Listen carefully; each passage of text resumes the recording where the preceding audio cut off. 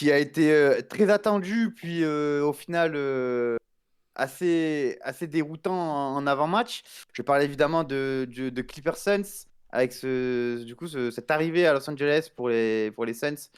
On imaginait du coup, encore une fois, Free Kawhi. Ouais, mais là, Free, c'est ouais, Free, c'est bon. Free, Non, Free- ah non, non. Attends, Free les laisse-moi Clippers. parler, laisse-moi introniser, enfin, laisse-moi introduire, et après, tu feras ton coup de gueule. Oh, c'est pas toi le dictateur aujourd'hui, mon pote. Donc, du coup, je disais, on imaginait un énième duel entre deux duos qui marchaient très bien, c'est-à-dire Westbrook et Kawhi d'un côté. Et oui, le duo Westbrook-Kawhi marchait bien, c'est chaud de le dire. Et l'autre, Booker-KG. Quelques heures avant le match, on a eu du coup un tweet annonçant que Kawhi était out dû à une entorse au genou, mais qu'il était en day-to-day. Donc, entorse au genou, ça a l'air plus d'être de la fatigue. Enfin, entorse au genou, moi j'ai eu peur au début. Je me suis dit, oula, entorse Bah, au genou, ça sent ouais. la fin de série. Mais finalement, oui, c'est bien entorse. Je vois ta tête, Maxime. C'est bien une Non, entorse mais du genou. c'est surtout le fait de. Elle est arrivée quand cette entorse? Ouais, c'est ça un peu que moi qui m'a surpris. Et surtout, L'échauffement, du peut-être. coup, qu'il soit day to day. Donc, bon, c'est assez bon signe pour le Game 4. Mais du coup, alors qu'on n'attendait pas grand-chose de ce match, on a eu finalement un très bon match qui s'est fini de façon très serrée, 124-129 pour Phoenix, avec du coup un duo Powell-Westbrook astronomique qui compte la moitié des points de leur équipe, à savoir 72. Et avec surtout un très beau 38-12 de la part de Russell Westbrook à 48% au tir. Donc, ce qui reste très au-dessus des standards qu'on attendait de lui. Donc, encore une fois, bravo à lui pour ce match. Bones Island qui répond bien aussi avec 20 points à 6 sur 12 au tir. Malheureusement, encore une fois, j'ai envie de dire, on a le mauvais match de Nicolas Batum. 20 minutes, Ah, 0 tout. points. Attention à ce que tu dis, hein. Je, on- je suis factuel. Je suis factuel. 0 points, 3 rebonds, une assist à 0 sur 1 au tir. Seulement un tir pris. Donc, pas ouf pour le Nico. Alors qu'en face, on a Booker à 45 points. 0 turnover. 0 turnover pour Booker qui a été mais parfait. Impérial. Impérial. 18 sur 29 au tir, 62%. Des tirs en veux-tu en voilà à l'intérieur, à mi-distance, à 3 points. Survenu du jour. Bien Meilleur joueur des chargé, c'est playoffs. fini.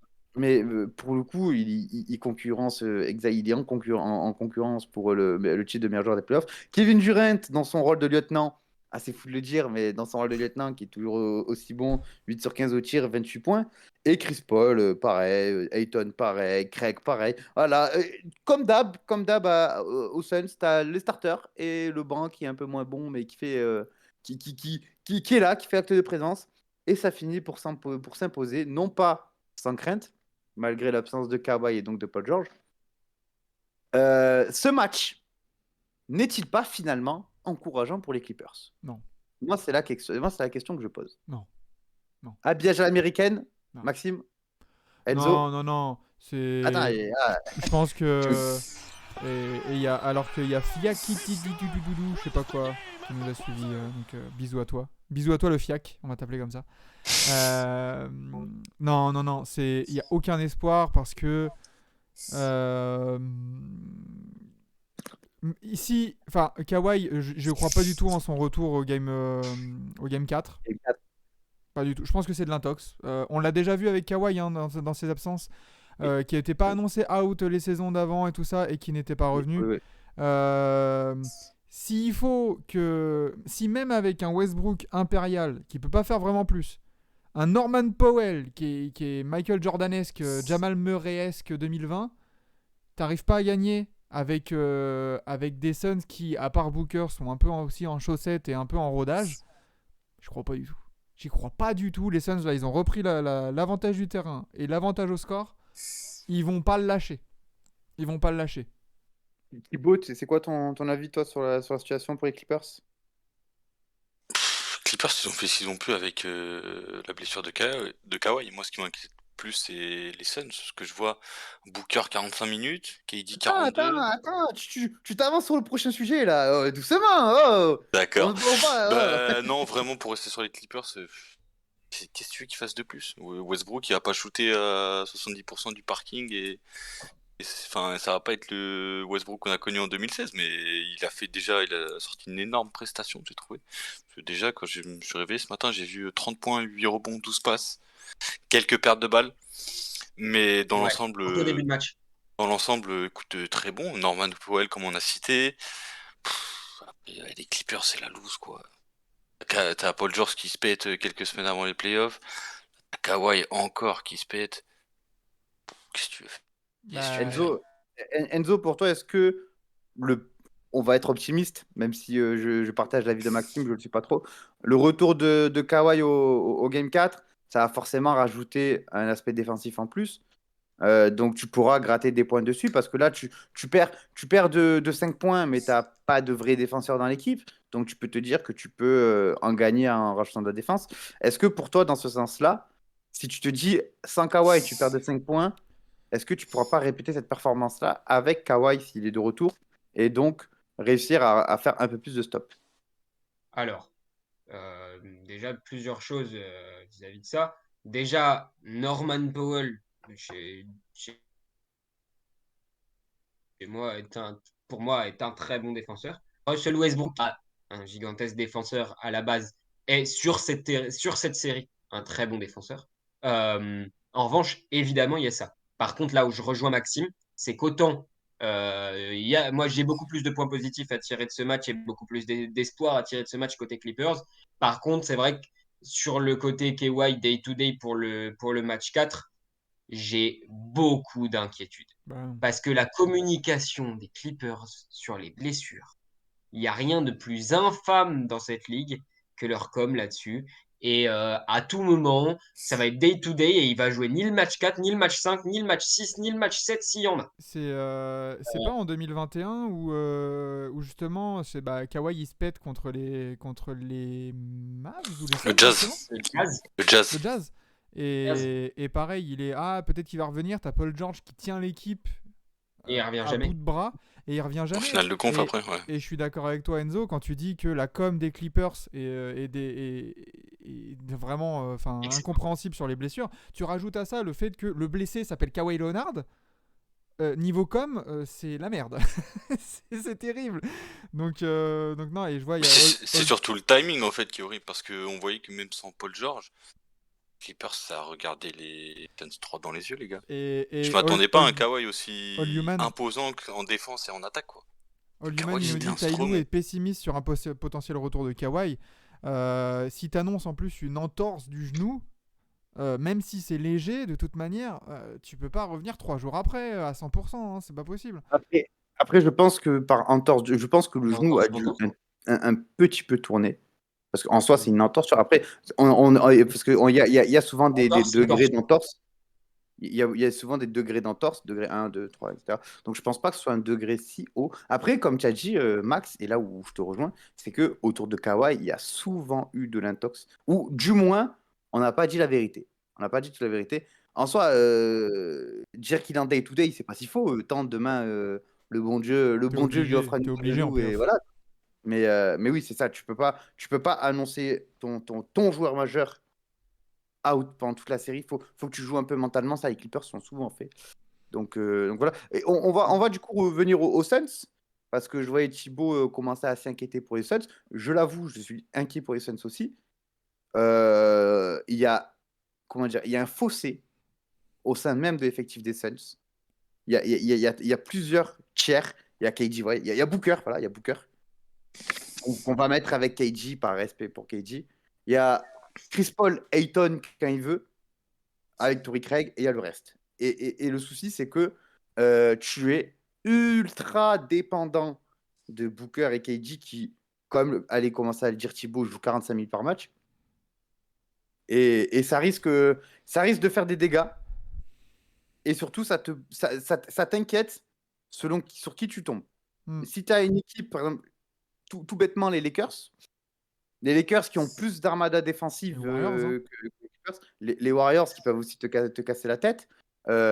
Comment tu vas faire? Et surtout, moi, ce qui m'inquiète pour les Suns, défensivement, ça pue la merde. ça pue la merde. Donc moi, ce que je me demande, c'est un peu comme avec les Sixers. Au final, même si tu sors de cette série, chez les Suns, est-ce que tu es rassuré? Thibaut, tu allais commencer dessus, donc je te laisse. T'es pas forcément rassuré. Après, je me méfie parce que au moment du trade de KD, on a tous dit oh le banc, il va être horrible. La preuve en est, je crois, cette nuit, le banc ça apporte 18 points, je crois, aux Suns. Ouais. Je dis pas de bêtises. Ça fait jouer beaucoup trop les titulaires. Après, en soi, Booker Durant et Torrey Craig, moi je dirais qu'ils font leur taf. Ces trois-là, ça fait leur taf. Ah oui, bien sûr, bien Si vous sûr, me bien sûr. rejoignez. Ayton, Paul, ouais, c'est quand ils veulent. Chris Paul met pas ses tirs, les gars. Faut le dire, je trouve aussi. Là, je crois Chris il. Paul devrait shooter moitié moins et laisser un peu plus de shoot. Moi, quand je vois KD à 15 shoots et Chris Paul à 18, Il y a ça, mais c'est surtout moi, Chris Paul, je le vois. Je sais pas si vous avez remarqué comme moi, mais en comparaison avec LeBron, que je trouve que tu shootes beaucoup trop à 3 points. Depuis les trucs des playoffs, alors que LeBron, on sait très bien que en pénétration, drive, tout ça, c'est un stromon et on va pas l'arrêter. Chris Paul, c'est pareil, mais dans le mid-range en fait. Arrête de t'entêter à rester derrière l'arc, pose un ou deux dribbles, trouve ta zone de confort et c'est la monnaie dans le coffre quoi. Tu vas les mettre tes mid-range. Après, Ouais, voilà. les Suns, Donc certes, tu rapportes pas 3 points, mais écoute, tu rapportes 2 points, ça fait toujours plus. Il suffit que derrière tu fasses un stop, t'enchaînes un second mid-range, c'est comme ça que tu grappilles des points quoi. Et que du coup, t'enlèves des minutes à tes titulaires, tu les fais reposer un peu plus. Et peut-être que tu t'évites aussi des fins de match un peu cardiaques. ouais. Est-ce Mais- que t'as pas trop de monde au mid-range? En fait, c'est aussi ça, hein. C'est que ça reste. Bon, moi, je suis un grand partisan du mid-range en playoff. Je trouve que c'est quelque chose d'essentiel, vraiment. C'est impressionnant comment l'importance que ça prend. Et d'ailleurs, c'est ça aussi qui a fait de KD le joueur aussi valuable qui peut être des fois en playoff. C'est ça aussi qui donne souvent de la force à Kawhi en playoff. Enfin, voilà. Mais là, t'as 4 joueurs dans ton 5 qui sont qui tirent une grande force de leur jeu à mi-distance. Ayton, c'est un pivot mobile qui met des points parce que les pivots en face drop et qui peut prendre des tirs à mi-distance et qui les rentre. Chris Paul, tu l'as dit, c'est un mec qui n'est pas spécialement bon à 3 points et va savoir pourquoi dès qu'il rentre de 50 cm après la ligne, il commence à tout rentrer. Devin Booker, c'est un mec qui est un peu à la KD, etc., qui est capable de te mettre des shoots de l'impossible à mi-distance et qui en prend beaucoup. Et KD, ben voilà, c'est KD, on l'a vu le faire toute sa carrière, on le verra toujours le faire. En fait, c'est bien d'avoir ces atouts-là. Mais en fait, tu as un côté aussi, des fois, une petite accumulation, quoi. Tout le monde ne peut pas prendre que des mid-range. C'est-à-dire que si à un moment on a arrêté de prendre des mid-range aussi en NBA, principalement en saison régulière, il y avait quand même une raison aussi au niveau Non. du coup des pourcentages, des points créés par possession, Moi, des j'ai points une créés par question. etc. Moi, j'ai une question. Mais j'ai une question. J'ai une question. Si ça marche, pourquoi arrêter? sachant Bah ouais, mais là du coup j'ai l'impression que ça sert pas. Sachant que en plus, on parle quand même d'un trio KG, Booker et Chris Paul qui sont élites dans ce domaine-là. Et sur ces trois, tu en as deux qui sont même, j'ai envie de dire, élites un peu partout sur le terrain avec la balle. Donc, Voilà, pourquoi arrêter? c'est ce que j'allais compléter après qu'Enzo ait fini.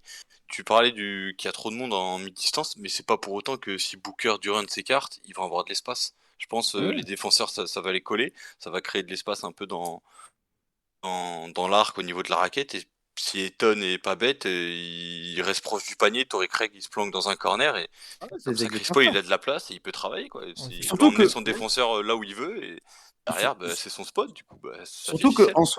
en soi, je vais comparer avec peut-être le premier gars dans l'histoire de l'NBA qui a maîtrisé 3 points, mid-range et finition, c'est Carmelo Anthony. Carmelo Anthony, il faisait quoi? Il avait la balle à 3 points, soit il te pull up sur la gueule, soit il prend deux dribbles, il te pull up à mi-distance, soit il prend deux dribbles, le gars va se dire, ah, il va shooter à mi-distance, du coup, il va se rapprocher, hop, il va au panier. Là, c'est exactement pareil. Du moment où tu sais faire 3 points, mi-distance et finition, le gars ne peut pas te défendre. Ouais. Parce Fameux que dans scoring tous les sur cas, pivot, hein. dans tous les cas, il ferait un choix. Il ne pourra pas te bloquer les trois. Il t'en Surtout bloquera deux, que mais pas trois. là c'est vrai que tu peux avoir une accumulation parce que ces joueurs-là, ils ont leur zone de confort, pour reprendre la take de KD, elle est à mi-distance, mais Booker, KD, ça peut sanctionner grave à 3 points. Et Bien en soi, sûr. c'est pas comme si tu avais du DeMar DeRozan dans ton équipe, tu vois, ou du G. Tu vois, t'imagines si KD et Booker c'était DeMar DeRozan et Jimmy Butler, là oui, tu peux dire putain, il y a peut-être un peu trop de mid-range. Parce que tu sais que ces mecs-là, bah, passer la ligne, tu peux plus, enfin, tu peux limite les laisser shooter parce que il y a moins de réussite. Là, Mais je du pense coup, que c'est pas ça le stratégiquement, problème des Suns. Je pense que le problème, c'est que mais j'ai vu DeAndre Ayton ne pas réussir à post-up Bones Island. ouais. Et c'est Mais terrible. du coup, est-ce que finalement, tu essayerais pas plus de dire à KD et Booker de peut-être prendre peut-être un petit peu plus de 3 et justement de dire à Chris Paul comme ça d'en prendre un petit peu moins et de prendre plus de mid-range. Parce que là, effectivement, hier, bah, tu as Chris Paul qui tire à 1 sur 8 à 3 points alors que KD, lui, il en prend 3. Après, enfin, je veux dire, j'aime beaucoup. Hein. Oui, mais putain, Chris Paul, il est rookie ou il a 16 ans d'ancienneté dans la ligue. À un moment donné, copain, enfin, tu sais que c'est ton jeu. Tu sais qu'en plus, quand tu vieillis, t'as un peu plus de mal au shoot, surtout Chris Paul, surtout voilà, le shoot de loin. Frère, Mais justement, si t'es pas capable d'avoir une réflexion toi-même, une auto-évaluation en mode bon, bah ouais, faut peut-être que je ralentisse, que je me mette plus sur du playmaking, bah.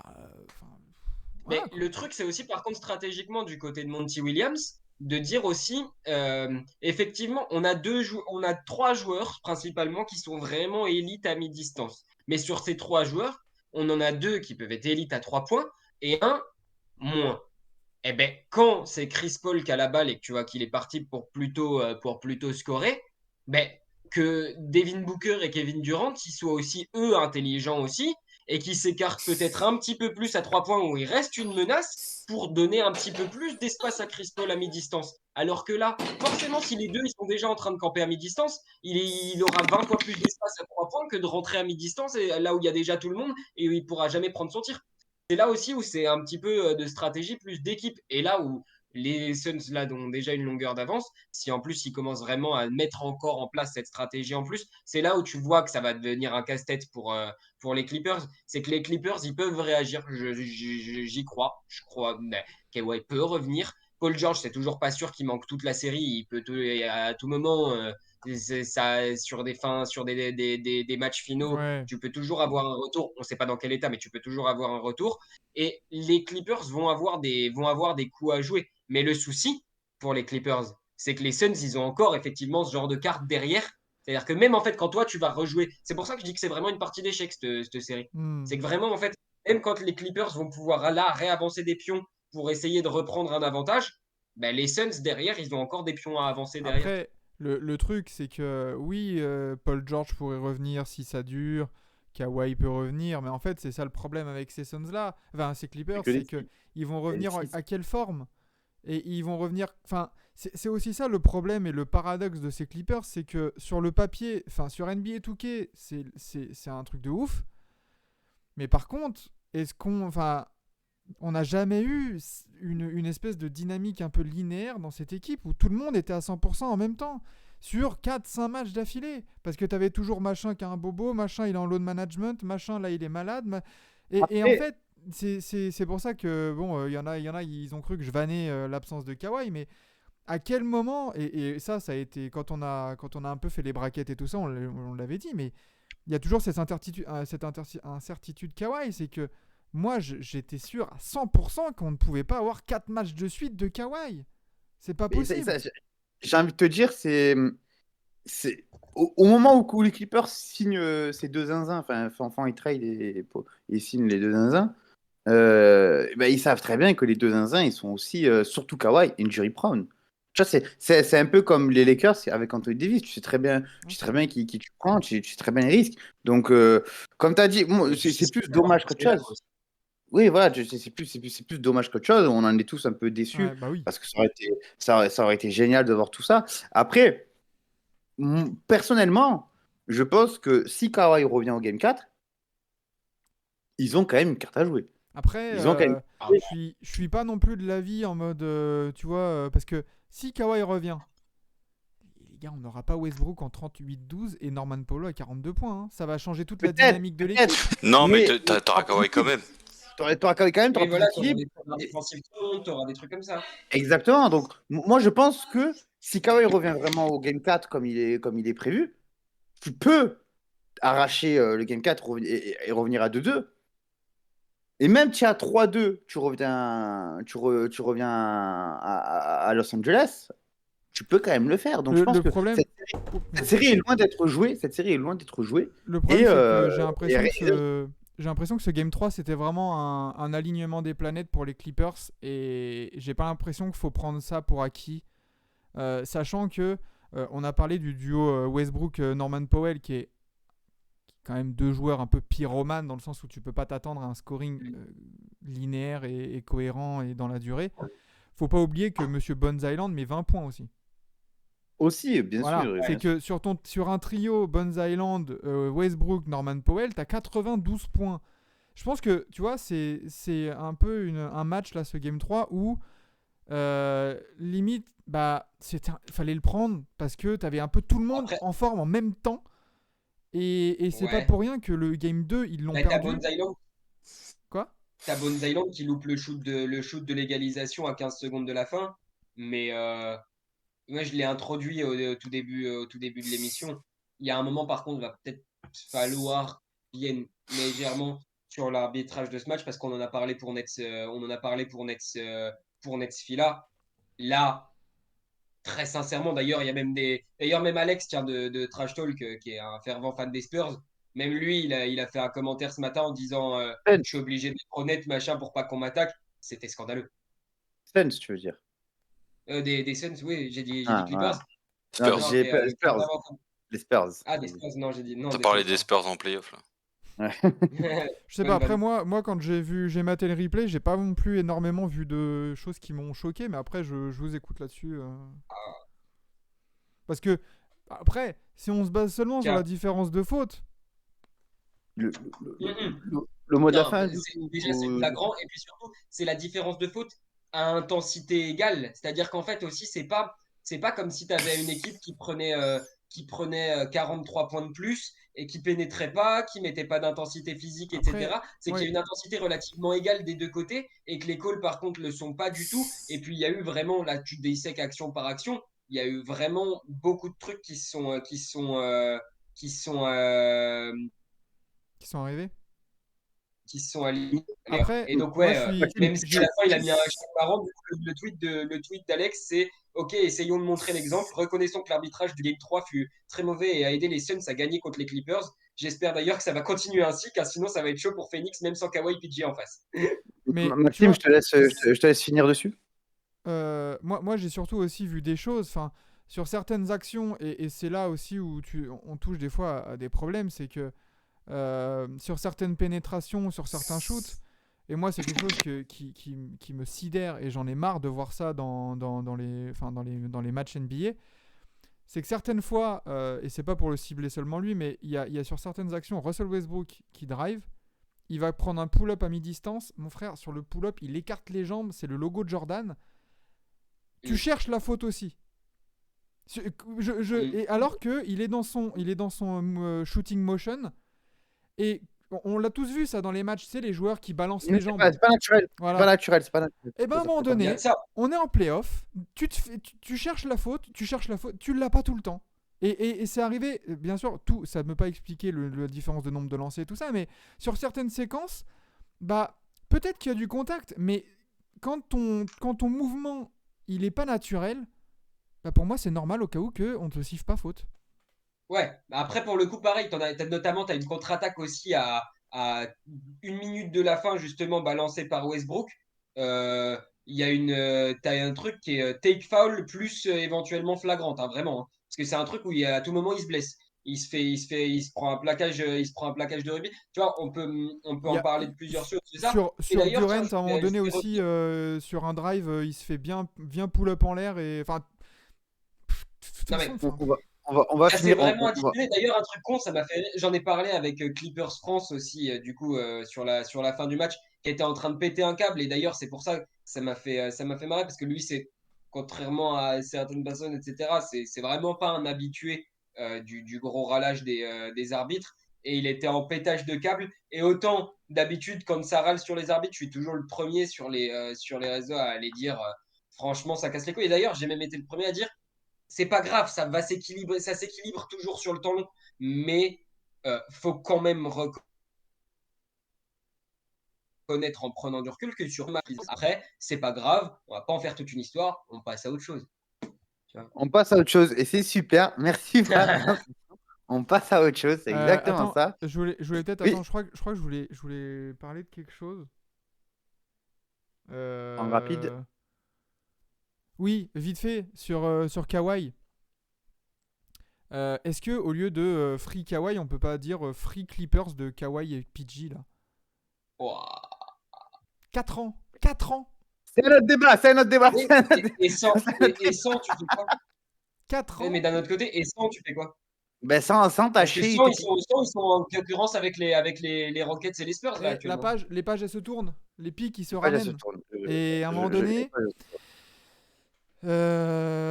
si ça Les fait pages, elles 4 se ans que tournent. tu payes ces mecs-là plus de 40 millions et qui sont plus à l'infirmerie que sur les terrains, à un moment donné, faut se résigner. Mais bon, t'as raison, mais voilà, je jette les premières graines.